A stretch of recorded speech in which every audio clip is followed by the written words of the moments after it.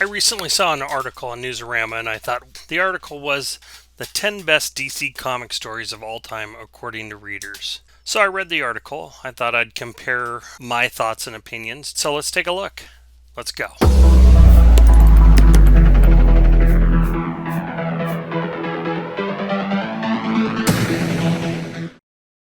Well, first off, these are all subject to opinion and preferences, and I'm comparing mine to those of their readers. So when I look at things like this, well, it depends on what genres you like, it depends on the age of the reader, what you consider classic, and certainly everybody has different preferences. Superhero stories, writers, so it's really hard to narrow a list like this down, but I thought it'd be fun to do it anyway. Here's what they came up with.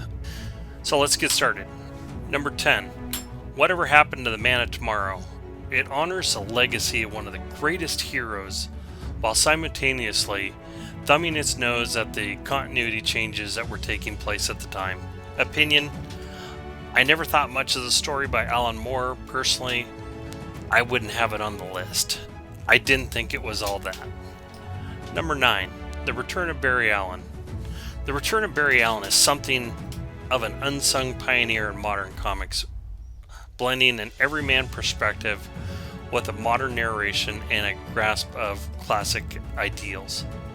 My opinion: I never cared for Barry Allen. I believe Wally West was a better Flash.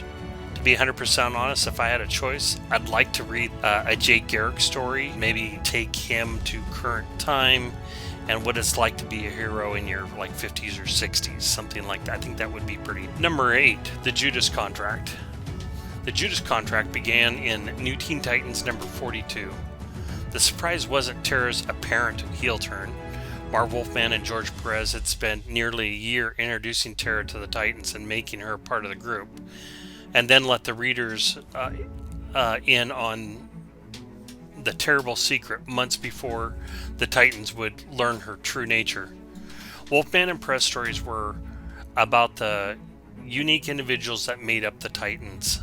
All the characters are just so strong that the introduction of a wild card like Tara to the team was a great way to shake up the team. Opinion: I remember being on the edge of my seat at the time. Teen Titans was one of the greatest titles of all time. And to back that up is exactly what they said up above about all of the characters were just so strong and the unique individuals. They spent a lot of time on character development. I think the best Avengers stories, the best Teen Titans stories, the X-Men stories were when you really cared about what was going on with that character. You identified a little something with that character, or the plight. You followed the plight of the character. So this is definitely high on the list. Number 7, Sinestro Corps War. Featuring the debut of fear-powered Sinestro Corps, Sinestro Corps War was a pivotal moment in the Green Lanterns as both an organization and a franchise. My opinion: his expansion of the rings and the Green Lantern mythos was a masterstroke. I rarely bought solo Green Lantern titles, with the exception being Kyle Rayner, who I especially liked. I think it was great. I think they did a lot of things with it. You got Blackest Night, you got the introduction of a lot of different characters. It certainly expands the mythos, so I think I would definitely recommend this one. Should it be on the list? I don't know. I didn't read it all, but I think the idea is worthy enough. I wouldn't say it's one particular issue more than an arc I would recommend. So next up, The Dark Knight Returns. 30 years after the original 4-part series, Frank Miller, Klaus Janson, and Lynn, I'm going to get this wrong, Varias. The Dark Knight Returns is undeniably one of the most powerful Batman stories ever told. The Dark Knight Returns follows Batman as he comes out of retirement to wage a war against a Gotham City who will no longer tolerate one man taking the law into his own hands. My opinion: some of the best stories in comics are Elseworld type stories. This was a great story, but its desire for readability is not super high on my list. I remember it. I've read it a couple of times since it originally came out. I definitely recommend it to people, but it's not a go back to as much as some other stories. So I would recommend this as a must read for everybody at some point, especially if you're a Batman fan. Number 5, The New Frontier is unabashed in its love for the superhero as an icon for what humanity could strive towards. Often underserved characters like the Martian Manhunter, Wonder Woman, and Adam Strange are given their best interpretations here in this story.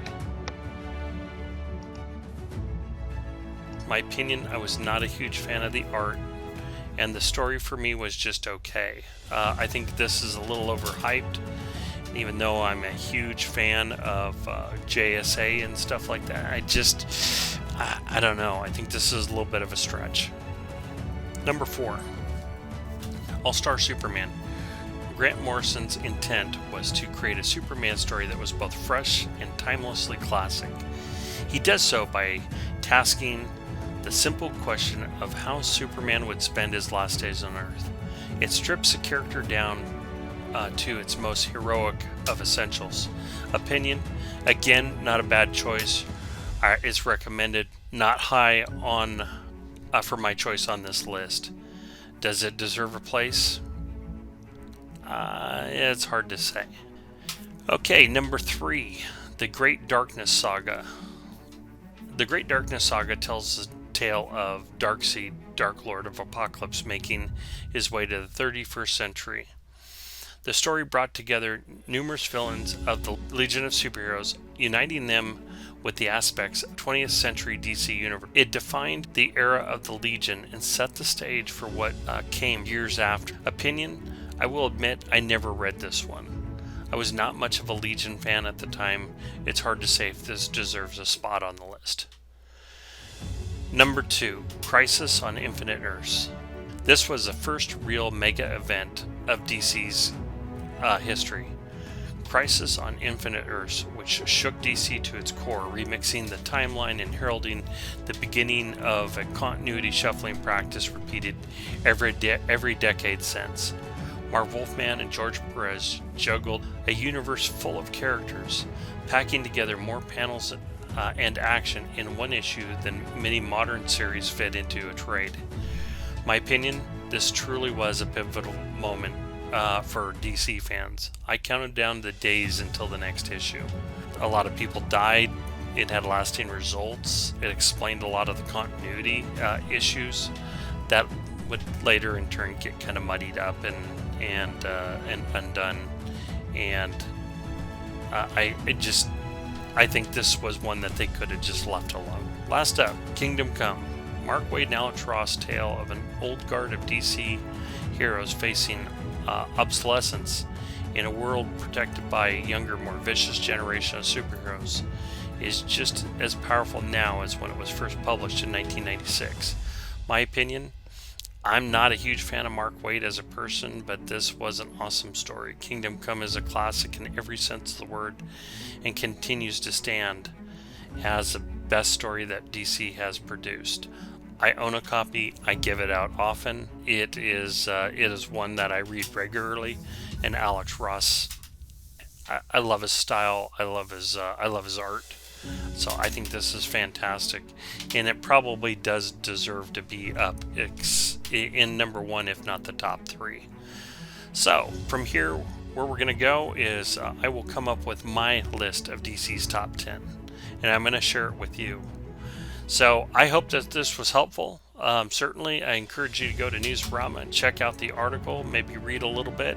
I tried to give you a short digest version, and certainly I wanted to look at some of these top 10 best of that readers said. Please like and subscribe, thumbs up, share this around, and we will talk to you all later.